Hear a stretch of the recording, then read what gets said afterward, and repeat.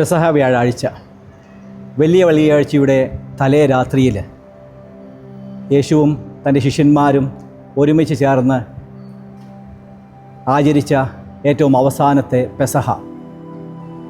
പഴയ നിയമത്തിൽ പെസഹ ആചരണം യഹൂദന്മാരുടെ ജീവിതത്തിൽ ഏറ്റവും പ്രധാനപ്പെട്ട ഒരു ആചാരമായിരുന്നു. അന്ന് അവർ ആചരിച്ചത് അവർക്ക് ലഭിച്ച വലിയ വീണ്ടെടുപ്പിനെക്കുറിച്ച്, വലിയ രക്ഷയെക്കുറിച്ച്, പാസ് ഓവർ എന്നാണ് പറഞ്ഞിരുന്നത്. സംഹാരദൂതൻ കടന്നുപോയ ആ ഭീകര രാത്രിയെക്കുറിച്ചൊക്കെ ധ്യാനിക്കുകയും ചിന്തിക്കുകയും അത് അപ്രകാരം തന്നെ അനുഭവിക്കുകയും ചെയ്ത ദിവസമാണ് പെസഹ.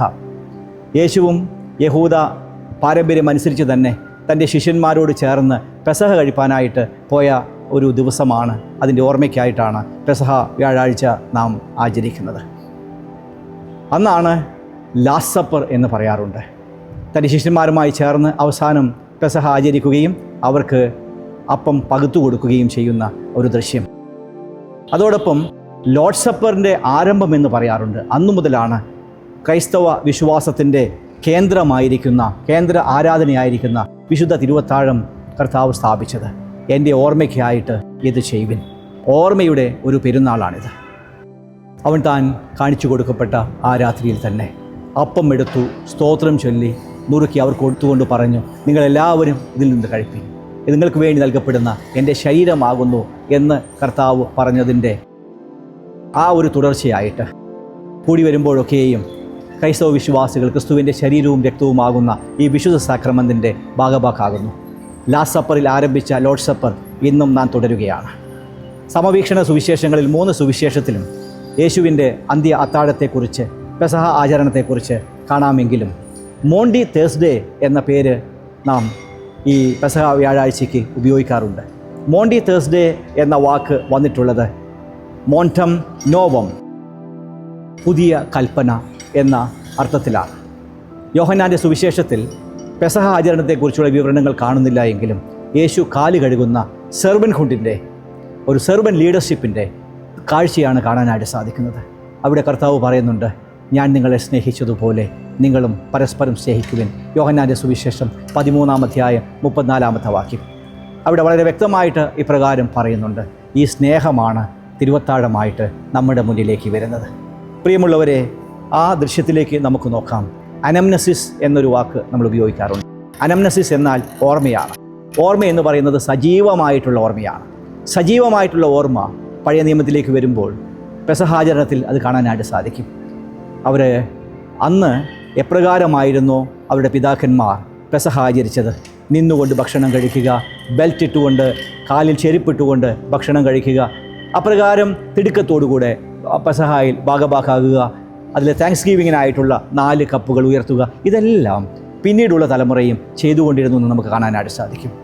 കർത്താവിൻ്റെ അത്താഴത്തിൻ്റെ ആചരണത്തിലും അപ്രകാരം തന്നെ നമുക്ക് കാണാനായിട്ട് സാധിക്കും. അതുപോലെ ഒരു സജീവമായിട്ടുള്ള ഓർമ്മയാണ് നാം നിലനിർത്തുന്നത്. 4 വേർഡ്സ് ആൻഡ് 4 ഡീഡ്സ്. ഇത് എല്ലാ ശുശ്രൂഷയിലും, എല്ലാ തിരുവത്താഴ ശുശ്രൂഷയിലും നാം അനുഷ്ഠിക്കാറുണ്ട്. അവൻ താൻ ഒറ്റിക്കൊടുക്കപ്പെട്ട രാത്രിയിൽ തന്നെ അപ്പം എടുത്തു, സ്തോത്രം ചൊല്ലി നുറുക്കി അവർക്ക് കൊടുത്തു. അപ്രകാരം തന്നെ പാനപാത്രം എടുത്തു, സ്തോത്രം ചൊല്ലി അവർക്ക് കൊടുത്തു.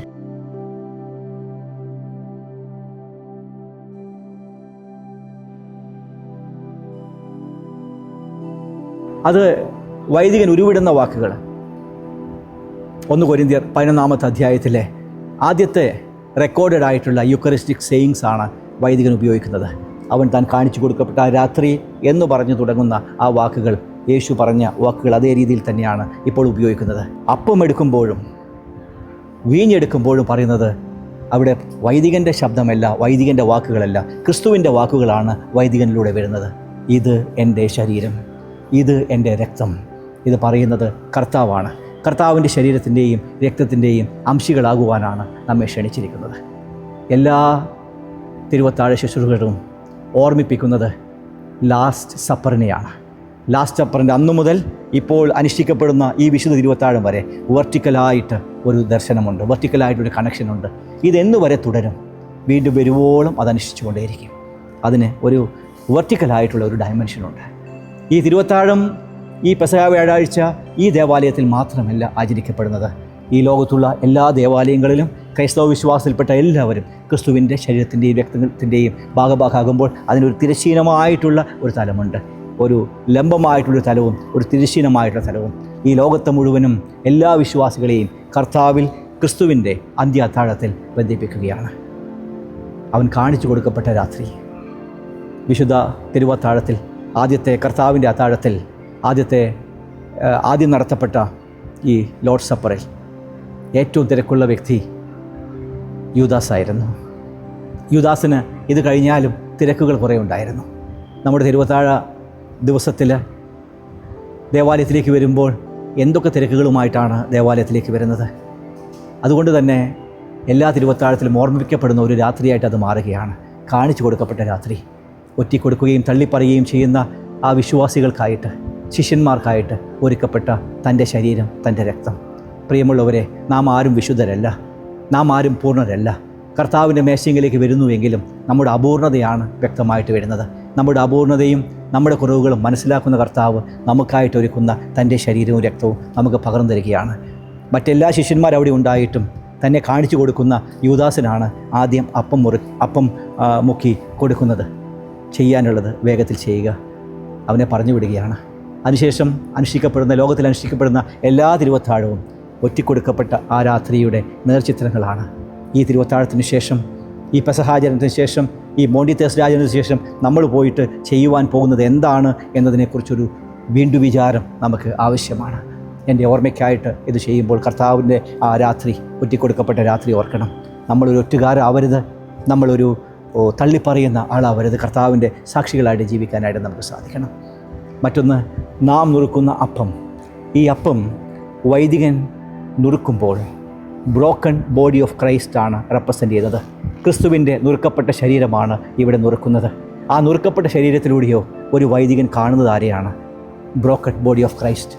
പ്യൂവിലിരിക്കുന്ന, ദേവാലയത്തിൽ വന്നിരിക്കുന്ന ഹൃദയം തകർന്നവരെ, മനസ്സ് തകർന്നവരെ, നൊമ്പരപ്പെടുന്നവരെ, വേദനിക്കുന്നവരെ, പ്രതീക്ഷയില്ലാത്തവരെ, ആ ബ്രോക്കൺ ചർച്ചിൻ്റെ മുമ്പിലാണ് ബ്രോക്കൺ ബോഡി. ഇത് രണ്ടും ബ്രോക്കൺ ബോഡിയാണ്. നുറുക്കപ്പെടുന്ന അപ്പവും കർത്താവിൻ്റെ ബ്രോക്കൺ ബോഡിയാണ്, ഇരിക്കുന്ന സഭയും ബ്രോക്കൺ ബോഡിയാണ്. ഈ ബ്രോക്കൺ ബോഡി, ഈ നുറുക്കപ്പെട്ട ശരീരം നിങ്ങൾക്ക് വേണ്ടിയുള്ളതാണ്. നിങ്ങളുടെ പാപങ്ങളുടെ മോചനത്തിനായിട്ട് കാൽവറി യാഗമായി തീർന്നതാണ് കർത്താവിൻ്റെ ശരീരം എന്നൊരു തിരിച്ചറിവാണ് നമുക്ക് ആവശ്യം. ഈ ബ്രോക്കൺ ബോഡിയിലേക്ക് നമ്മൾ ഭാഗഭാക്കാകുമ്പോൾ, കർത്താവിൻ്റെ ശരീരത്തിലും രക്തത്തിലും ഭാഗഭാക്കാകുമ്പോൾ, ഇനി ജീവിക്കുന്നത് ഞാനല്ല, എന്നിൽ ജീവിക്കുന്നത് ക്രിസ്തുവാണ് എന്നൊരു തിരിച്ചറിവ് നമുക്കുണ്ടാകണം. മദർ തെരേസ പറയുന്നത് പോലെ, യേശുവിൻ്റെ ശുശ്രൂഷയിൽ നാം എല്ലാവരും കോവർക്കേഴ്സാണ്, നാം എല്ലാവരും ഒരുമിച്ച് പങ്കാളികളാണ്. എല്ലാ ഹൃദയങ്ങളിലേക്കും കർത്താവിന് നമ്മൾ എത്തിക്കുക എന്നുള്ളത് നമ്മുടെ ദൗത്യമാണ്. ഈ ദൗത്യം നിർവഹിക്കണമെങ്കിൽ ഒന്നാമത് കർത്താവ് നമ്മുടെ ഉള്ളിൽ വേണം. കർത്താവ് നമ്മുടെ ഉള്ളിൽ വരണമെങ്കിൽ വിശുദ്ധ തിരുവത്താഴം ഏറ്റവും ആവശ്യമാണ് എന്നാണ് മദർ തെരേസ പറഞ്ഞത്. ഈ വിശുദ്ധ തിരുവത്താഴത്തിലേക്ക് നാം കടന്നു വരുമ്പോൾ നമ്മുടെ ഹൃദയത്തിലെ നമ്മുടെ കുറവുകളെ നമുക്ക് ഏറ്റുപറയുന്നത് ഒരു ഭാഗത്ത്, എന്നാൽ ഈ കുറവുകളോടുകൂടെ തന്നെ ആക്സെപ്റ്റ് ചെയ്യുന്ന ഒരു കർത്താവുണ്ട്. നമ്മുടേതായ എല്ലാ പരിമിതികളോടും കൂടെ നമ്മെ സ്വീകരിക്കുന്ന കർത്താവുണ്ട്. ഒറ്റിക്കൊടുക്കപ്പെട്ട രാത്രിയിൽ നടത്തപ്പെട്ട ആദ്യത്തെ ലോർഡ് സപ്പർ, യേശുവിൻ്റെ അന്ത്യ അത്താഴം, നമുക്കുള്ള സാധ്യതകളാണ് ദൈവം തുറന്നു നൽകുന്നത്. ഈ കുറവുകൾ ഏറ്റുപറഞ്ഞ് ഉപേക്ഷിക്കുവാനും ക്രിസ്തുവിൻ്റെ ശരീരവും രക്തവും സ്വീകരിച്ചുകൊണ്ട് കർത്താവിന് നൽകുന്നവരായിട്ട്, കർത്താവിൻ്റെ സ്നേഹം ജനഹൃദയങ്ങളിലേക്ക് പകരുന്നവരായിട്ട് തീരുവാൻ സർവശക്തനായ ദൈവം നമ്മെ എല്ലാവരും സഹായിക്കട്ടെ. നമുക്ക് തലകളെ വണക്കാം, പ്രാർത്ഥിക്കാം. സ്നേഹവും കൃപയും നിറഞ്ഞ ഞങ്ങളുടെ ദൈവമേ, അവിടുന്ന് ഞങ്ങൾക്കായിട്ട് ഒഴുക്കിയ അങ്ങയുടെ രക്തവും, അവിടുന്ന് ഞങ്ങൾക്കായിട്ട് തകർക്കപ്പെട്ട അങ്ങയുടെ ശരീരവും ഞങ്ങളിപ്പോൾ കർത്താവേ ഞങ്ങളുടെ രക്ഷയുടെ മുഖാന്തരങ്ങളായിട്ട് ഞങ്ങളുടെ മുമ്പിൽ പകർന്നു നൽകുന്ന അപ്പവും വീഞ്ഞുമായിട്ട് ഞങ്ങൾ ദർശിക്കുമ്പോൾ അങ്ങയെ തന്നെ ദർശിപ്പാൻ സഹായിക്കണമേ. കർത്താവ്, ഈ വിശുദ്ധ മർമ്മങ്ങളെ ഞങ്ങൾ സ്വീകരിക്കുമ്പോൾ ക്രിസ്തുവിനെ സ്വീകരിക്കുന്നവരായി തീരുവാൻ ഞങ്ങളെ സഹായിക്കണമേ. ക്രിസ്തുവുള്ള ഹൃദയവും ക്രിസ്തുവുള്ള ജീവിതവും ഞങ്ങൾക്ക് നൽകണമേ. എങ്കിൽ മാത്രമേ കർത്താവെ ഞങ്ങൾക്ക് മറ്റുള്ളവരിലേക്ക് ക്രിസ്തുവിനെ നൽകുവാനായിട്ട് സാധിക്കുകയുള്ളൂ. ദൈവമേ, ഞങ്ങളെ തന്നെ സമർപ്പിക്കുകയാണ്. ഞങ്ങളെ കുറവുകളെ ക്ഷമിക്കണമേ, ഞങ്ങളുടെ വേഗതകളെ കുറയ്ക്കണമേ. അങ്ങേക്ക് വേണ്ടി സമർപ്പിത ജീവിതം നയിപ്പാൻ ഞങ്ങളെ സഹായിക്കണമേ. സകല മാനവും മഹത്വവും മർദ്ദം സ്വീകരിക്കണമേ. യേശുവിൻ്റെ നാമത്തിൽ അപേക്ഷിക്കുന്നത് കൃപയുണ്ടായി കേൾക്കണമേ. ആമേൻ.